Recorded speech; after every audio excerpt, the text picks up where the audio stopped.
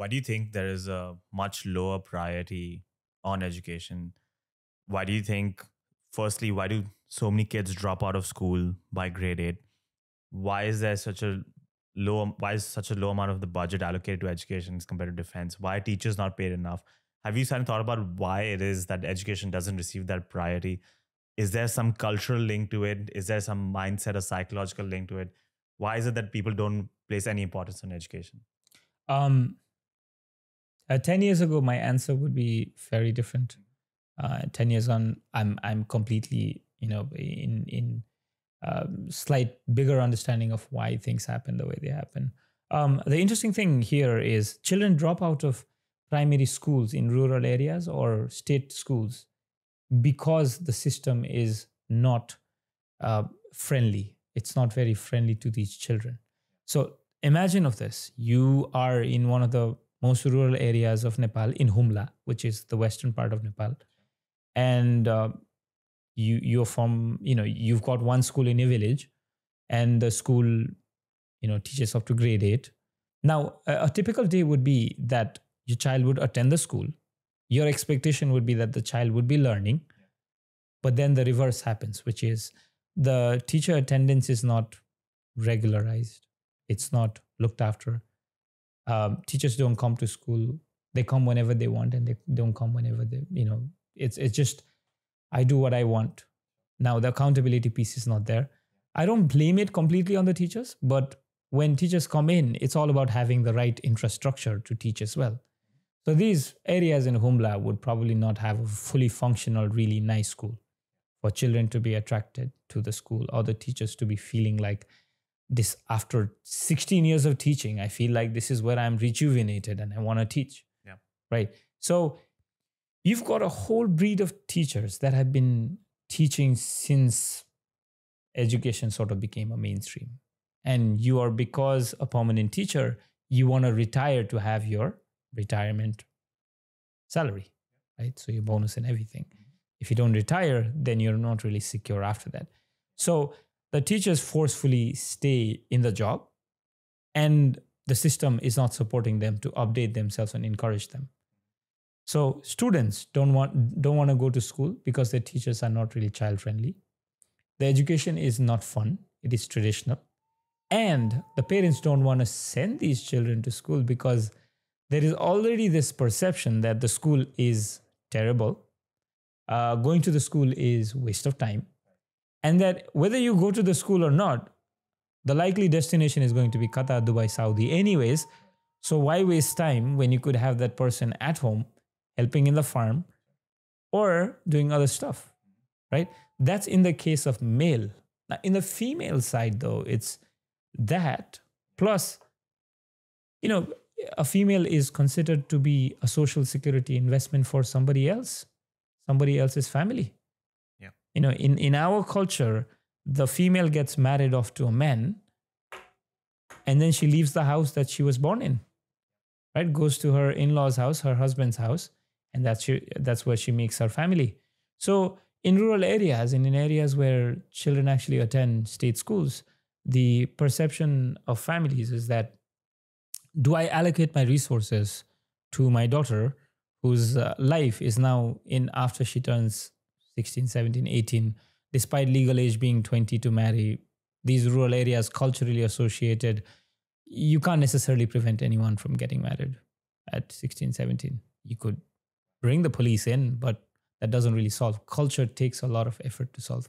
And so I think this is where it is. So girls are considered to be investment not worth making because the return on investment for you as the parent who gave birth is not as high because you don't necessarily get anything out of it.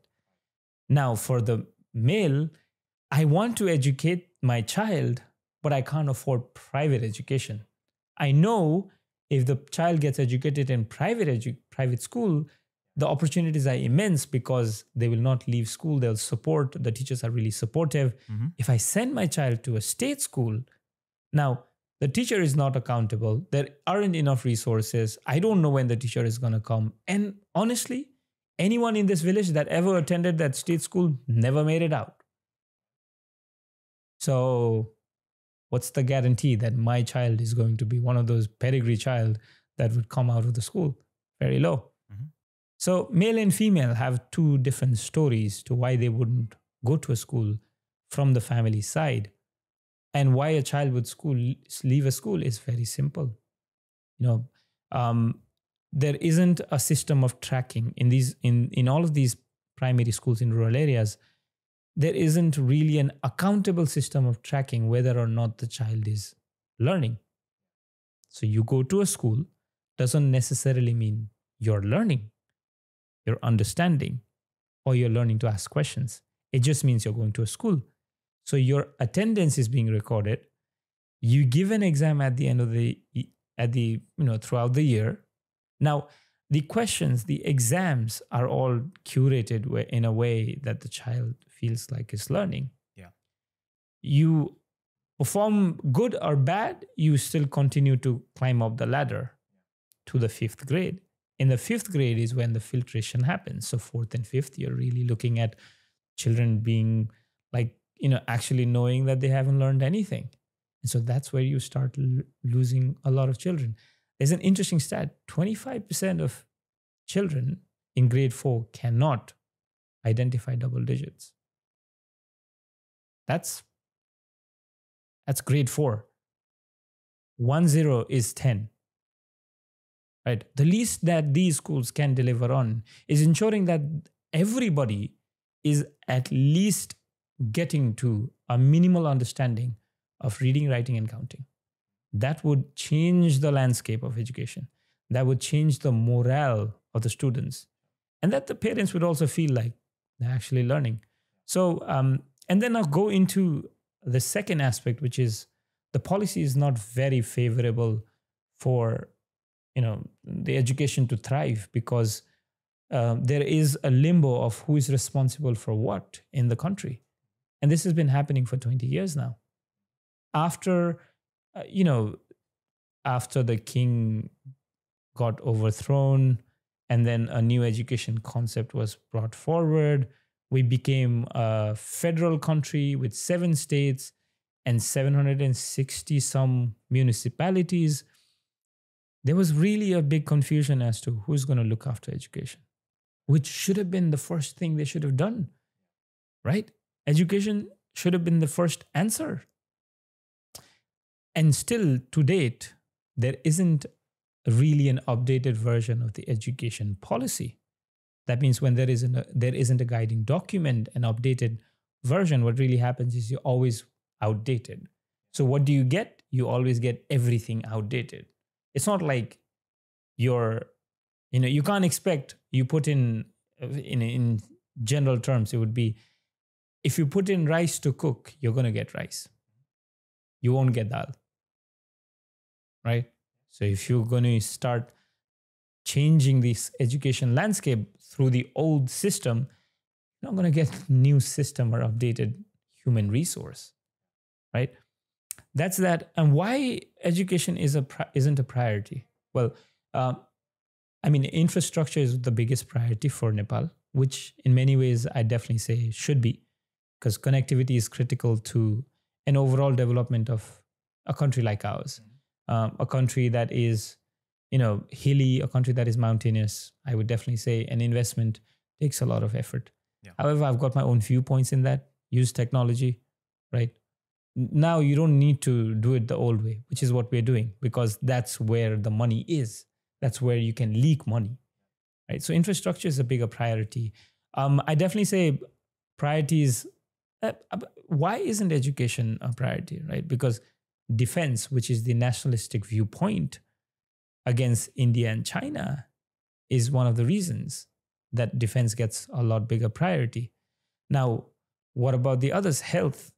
It shouldn't be put on the back foot, right? The fact that it's also not prioritized, it's not even closer to education or even maybe even par. That says where the country's priorities are. So I think politically motivated for one reason. The second reason is not seeing the fruits of investing in education quickly, because when you think of it, in 5 years tenure that maybe a political party will be in leadership, you can only think that you're not going to see a doctor in 5 years. Right? You're not going to see like an engineer. You're not going to see like a primary education child go through primary education. So it's not a priority in that case. But the other factors would be, it really is, there isn't a guiding framework to identify where the priorities in education are. If you had a guiding framework to really go back and understand, where are we? Where do we want to get to? I think those things, if you started connecting, you would realize what kind of serious investment we would have to make to get to the end, right? The reason I said 20% of the economy, GDP should be allocated to education, all of the budget should be allocated to education, is because if there is money, then at least there will be ideas that will come out. But if my take was it, I would really work on the education policy first, a whole framework, the curriculum. And then that's when I will identify the areas that I need to actually put money into. And subsequently, bam, go in the right investments.